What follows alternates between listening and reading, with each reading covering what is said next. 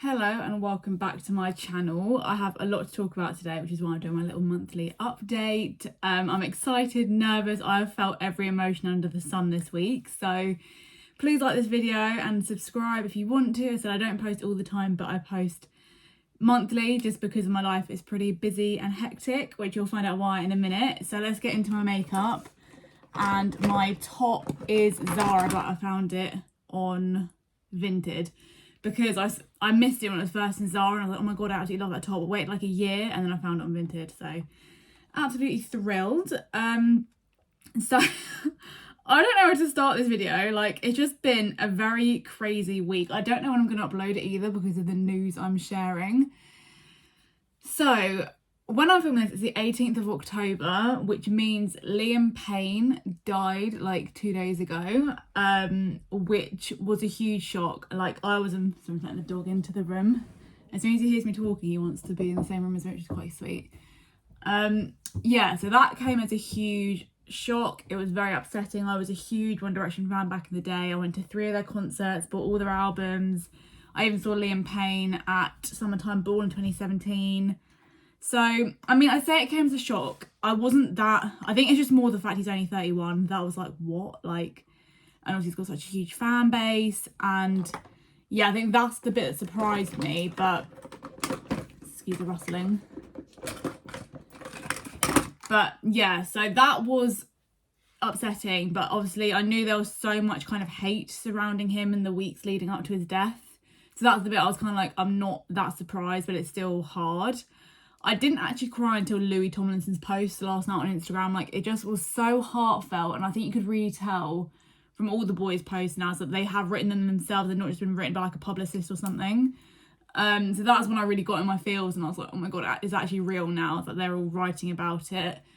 And like on the news yesterday, there was like some girls singing "Story of My Life" outside the hotel he'd passed away at, and it's just honestly been a lot. And even this morning I woke up, I was like, oh my god, his son is like the same age as like my little brother, and I just couldn't imagine my little brother losing my dad. Like, it's things like that really hit you. And he's only a year older than my older brother, Liam Payne is. And yeah, it's just like all these things, like the grief really like hits me out of nowhere. And like, now I can't listen to One Direction songs without feeling sad, which is just so upsetting because like they normally bring me happiness.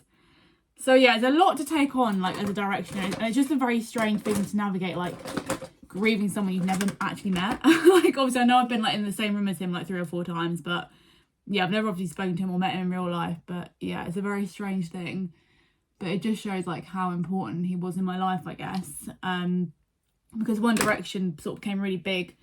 I remember when my parents split up, so they just were just a huge source of distraction, and I made so many friends through them. And yeah, like every year I had a concert and an album to look forward to in my teenage years. Having a little sip of my Nosecco. You'll find out why I'm drinking that in a minute. So yeah, that's the first bit of news. And like, I was actually watching back on this channel. I used to upload like concert videos all the time. Like, granted, they weren't the best quality because I was filming on like a really old digital camera. But they're still on my channel, just private. So I was watching those back. I was like, oh my god, like, how has it all changed so quickly? But I also had the realization this morning that they were literally like, obviously 16 to 18 when they started, but then One Direction finished and they were like 21. I'm like, they were so young, and it's so young to reach that point in your career. And I was a huge Union J fan as well back in the day. And Josh Cuthbert talks a lot about this. He was in Union J. And he says there's literally like no support for when that part of your life like ends. Like, you go from being in stadiums and arenas and stuff, and then obviously most like boy band stuff only lasts about 5 years for whatever reason. And then that's it, it's just all kind of gone. So yeah, I found his post around it really interesting. So yes, if you know any Directioners in your life, please be very kind to them because they are definitely going through a grieving process right now. Sorry, I didn't say anything that was on my face there. So this is my Maybelline Fit Me powder in translucent. And what else have I just shoved on my face? And then I've got the Maybelline Fit Me concealer in the shade number 5. And then this is my eye base. This is the NYX HD Studio Photogenic like eyeshadow base, and then this is the Revolution Conceal and Define Full Coverage Concealer in the shade C4. This is better for like spots and that, but I couldn't find this in the shop, so I just bought the other Maybelline one recently. Yeah, let's go on to eyeshadow. It's the most fun part of makeup. Also, I'll tell you where I'm going tonight. It's a Friday night. I'm going out again. I went to Swift again last weekend, and tonight I'm going to see Cat Burns with some of my friends, which I'm really excited for. On my eyes, I'm going to use the Naked Cherry palette. I've had this years. It's probably a bit out of date, to be honest, but yeah, just perfect colours to go with this top. Yeah, so seeing Cat Burns tonight, excited, a little bit nervous. Obviously, in my last update, I was telling you about like my sort of health concerns. There's still no further update on my driving. The doctor said back in September the neurology team would be in touch with me to book an appointment. Still not heard from them. And then in the meantime, the DVLA said, we don't know how long your driving licence has gone until the doctor confirms. So I said, I'm waiting on, or a doctor or consultant confirms. So I said, over a month has passed now. And yeah, still a bit frustrated that I'm no further forward. But me and Mum thought if we just book a GP appointment, hopefully they can kind of indicate to DVLA like how long I can't drive for. Wow, that is kind of dark. I don't really do like going out makeup anymore. Because I've just kind of been a bit of a hermit since everything kicked off in my health. But I am getting out there again slowly but surely, and I do feel good for it. But yeah, sort of end of August I had a bit of a panicky moment in a restaurant and I was very unwell, so now I kind of get a bit nervous eating meals in public, but I thought I'm not going to get over that unless I do it. So yeah, I'm just going out for Wagos with my friends. I know it well, I will be okay. Yeah, and then also we're going to see Cat Burns, which is really exciting. So I feel like I just went off a tangent there. Yeah, so no update on my driving. I've got a doctor's appointment, I think, on the 9th of November. So hopefully they'll let me know then if I can or can't drive. Well, so I will be able to drive at some point, but it's just whether it's a year or 6 months. So yeah, that's the update on that. But the bigger news is, despite all of this, I was actually applying for new jobs. I feel like this is a really hard thing to talk about online. Obviously, you don't know who's going to watch it. But essentially, how do I talk about this? And this is not going to be edited either. I just think it's so hard in your 20s, like, especially for someone who doesn't have a set career path. Like me, I remember even just growing up, I never really knew what I wanted to do. Like, I mean, for years I wanted to be a teacher, but then I got really interested in psychology, but then once I did it at uni, I didn't really like it at all. So that was kind of that out of the window. Then I dropped out of university and just went back to do education studies because I was still like interested in working with like young people or in that kind of field. But again, I wasn't really set on what I wanted to do. I think looking back now, I kind of wish I did like a media degree or an English degree because I loved those subjects in school. I never studied media, but obviously I've always loved social media. But sort of back like 10 years ago, obviously we weren't sure there was a career in it yet or anything. So but yeah, if I could go back to like 16-year-old me, I'd just say do what you actually enjoy at school. Like, don't conform to what you think will give you a good job, because at the end of the day, it's a really good job if you don't like it. Yeah, so rant over. Yeah, so in the end I graduated with a degree in education studies, which I actually really enjoyed. Like, it kind of combined sociology, politics, so it kind of looked like obviously real world issues relating to education and young people, and I got a 2-1. But I did do a placement term. Well, I was meant to, but then COVID came. Yeah, I was meant to do a placement term, but then that obviously got cancelled, and I only did 3 days in a primary school, but I just realised like teaching is just not for me. Like, respect anyone that does it, but not for me at all. Also, my hair is going to get straightened, but the rollers have been in like all day just to give it a bit of bounce. And look at the state, this is so old. Yeah, anyway, so yeah, decided teaching wasn't for me.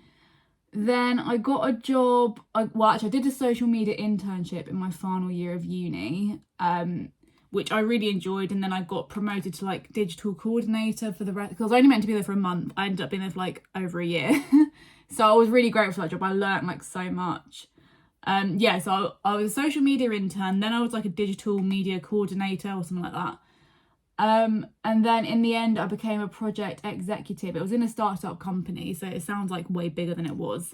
But I then led on a book project, which some people might remember me doing. And as I said, it's still one of my proudest achievements to date. But unfortunately, I got let go from that job. And then I think because I got made redundant, you just kind of go into like, oh my God, I've not got a job. I need to like find a job. So I did a business administration apprenticeship, which again, you might remember me doing because I used to talk about it a lot on here. And that was at a university, but I worked like in the student information department. But it was quite a small uni, and what I didn't realise going into it was like it was like at risk of closing. But I still got my apprenticeship done, and I got a distinction in that. So it was business administration. So I learned about like IT, communication. So it gave me a lot of like IT officey skills, which is what I needed because I'd never really had that throughout uni. Like obviously uni doesn't really prepare you for like office life, I don't think. Yeah, so I'm glad I did that, but then unfortunately at the end of it they didn't keep me on because the university closed this year, so I got let go last year. So again, I was in the situation of like, oh my God, I've not got a job, and I just kind of rushed into the job I'm in now, which is another university, but I work like in the enrollment team. And again, I was not in a good place this time last year. I'd just gone through like my first ever big breakup. Again, I was kind of in the same situation. I was like panicking to find a job. I do just want to say like the job I'm in now is not like horrible or toxic or anything like that, but it was very different to my first sort of university job. But deep down, I know I've always been like creative and sort of want to be in a more creative field, hence why I do so much social media. So yeah, just kind of, as time went on, I kind of thought I need to try something different, and I feel like that's what your 20s are for, like, and I just knew I didn't want to stay in the same sector forever. I wanted to try different things. Like, I know I can always go back to education if I want to. So yeah, so I learned a lot from this job, but I kind of decided I wanted to try some new things, which is absolutely fine.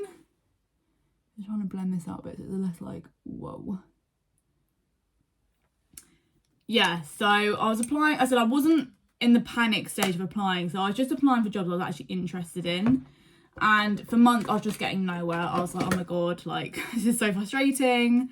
And then eventually so basically I've got a new job. I'm not gonna beat around the bush. I do have a new job. I actually resigned today from my current role, which feels so crazy to say. I've never resigned properly from a job. Obviously, my first couple of jobs out of uni, I got made redundant from. So that's just crazy to me that it was literally me making the decision to leave, like not someone else. And then to be fair, Mum was saying to me like, at least it's on your terms this time, like it's not out of your control. So obviously I was very nervous. Obviously said to my manager like, I found something different. But she was actually really supportive. She goes, I get it, you're young, you want to find out what you enjoy and what you don't enjoy. Yeah, so I couldn't have asked for a better response really. So yes, I am changing career. So I am going to work in the charity sector in London. I'm not going to say what the company is or where it's based because I'm kind of scared of stalkers. But yeah, it's a completely different environment. I'm actually working in a studio, which just seems crazy to me. And when I like walked the area, I had my interview and I was like, oh my God, I'm literally like in my dream. Like when I was a teenager, I always wanted to like work in London. I don't know if it's just a Surrey thing. Like if you work in London, you're kind of seen as successful. But I love London as a city. I think there's just so much to see and do there.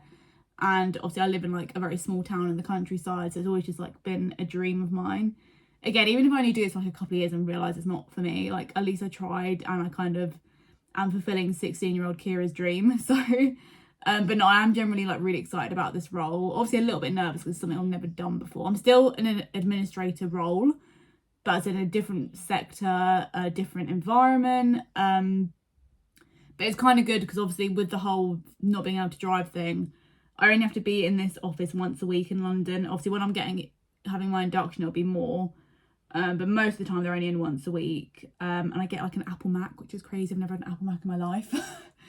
And part of the job as well is that I can like not edit YouTube videos, but like manage a YouTube channel. And yeah, it was all just very exciting. But I do want to like say, if you're in the job hunting zone, like please don't give up. Like this job I applied for back in August and it is now October. I won't start until December because I'm in my notice period. So yeah, please, if you're feeling like you're just waiting ages for responses, you will get there, and you might have interviews where you're like, this is really not for me, and that is fine too. That look okay? Put a little bit more mascara on. Yeah, so as I said, if you're struggling through job applications, I know the feeling. I think I applied for about I want to say between 30 and 40 this time around, which doesn't seem like a lot. I know some people apply for like hundreds, but I just didn't have the time or energy for that, especially when you are working full time. Trying to apply for a job, or applying for any job whilst working full time, it's another job in itself. That's why I was really like fussy about what I was actually applying for. And to be honest, I think it paid off. Like, I'm so glad I didn't spend more time than I needed to, like, applying for jobs. So yeah, I said I start my new job in December. I'm very excited, like a little bit nervous, but I know it's the change I need. Like, as I said, I knew for a long time I didn't want to be in the education sector. I'm not going to go into those reasons why. So yeah, I'm excited to try something new, live my little London life. I'm still going to live at home, as I said, I only need to be in there once a week, and living in London is very expensive. And I'm kind of a bit scared of house shares after uni. Sorry, this is a horrible bit to do on camera.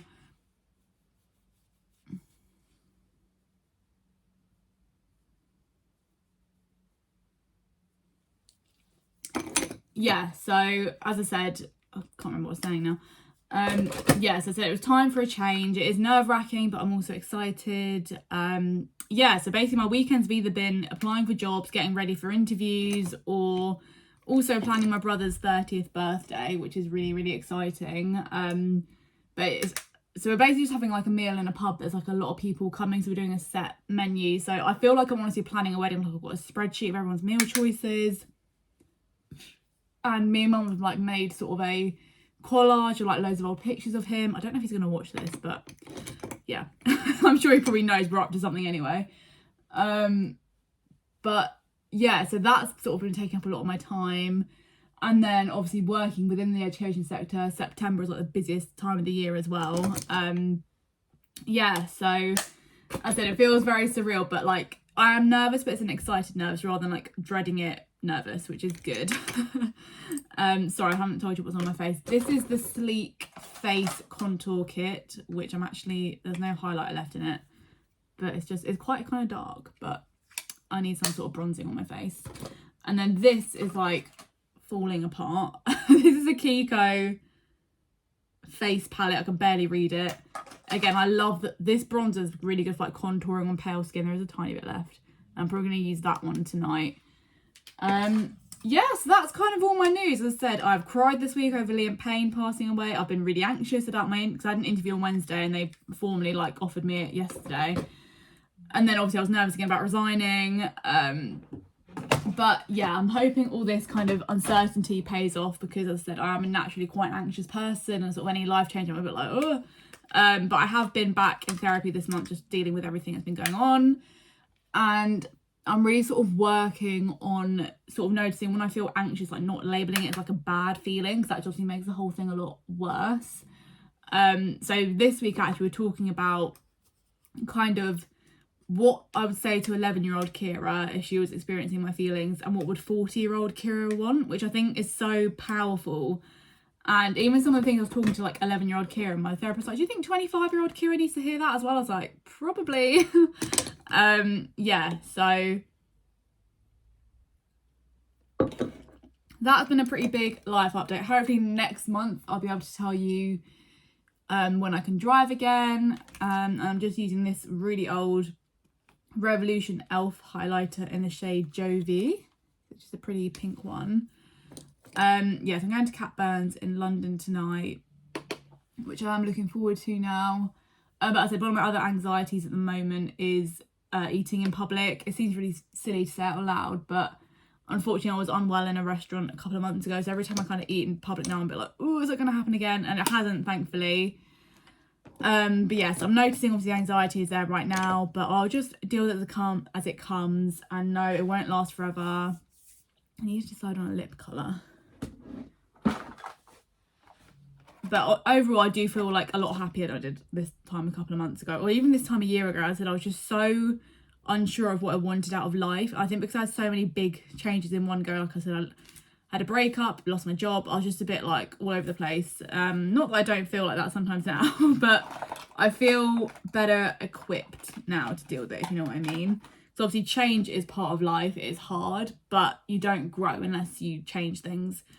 So as I said, I'm glad I've done this job for a year and I've learned what I like, what I don't like out of a job. And yeah, I'm ready for the next chapter now, and obviously I'll bring you along with me. I've obviously posted a lot more on like Instagram and TikTok, but I'll always post on here like once a month, maybe more. Now that I'll be working from home a little bit more, I can maybe do these updates more regularly if you'd like that. I'm going to use, just because this stays on like all night, this is number 15 Peachy by Maybelline. It's the matte vinyl collection. These they don't sell anymore, but this is the most long-lasting lipstick I own. It's the Maybelline New York Seductress lipstick. So I normally wear this. This is what I wore to Swift again last weekend. But this is a more of a like satin finish. So I'm just going to put that on now.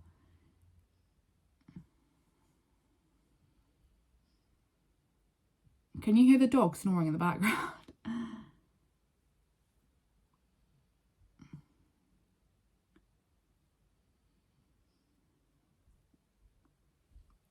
Yeah, just a pretty little pink colour. And then my fixing spray at the moment is actually not the NYX matte finish matte. I can't talk.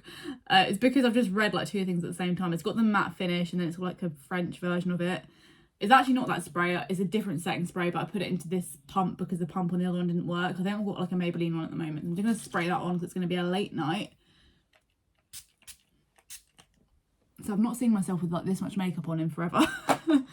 But no, it feels nice. It feels good to be getting ready again. Oh, do you know what I'm going to do? I have a little eyeliner I absolutely love. It is the, again, this is completely rubbed off. It's a Ciara one. I don't know what shade it is, but it's just like a little gold. It's really nice, like the inner corner of your eyes. And like also on the waterline as well. But yes, I saw Kat Burns last year supporting Sam Smith and she was absolutely incredible. So I'm really excited to see her in like a smaller venue today. And yeah, obviously you can probably follow me on like social media to see those clips. And I'm just going to wear a pink jacket with this and some like chunky trainers. But yeah, that's a little get ready with me. Life update, pretty big one, you know, getting a new job. But I said I'm excited for it. I know I am ready for it, even if it's a bit like, but I said if you're not nervous for a new job, is that really normal? I don't know. But yes, if you like this video, please like and subscribe, and I'll see you in my next one. Bye.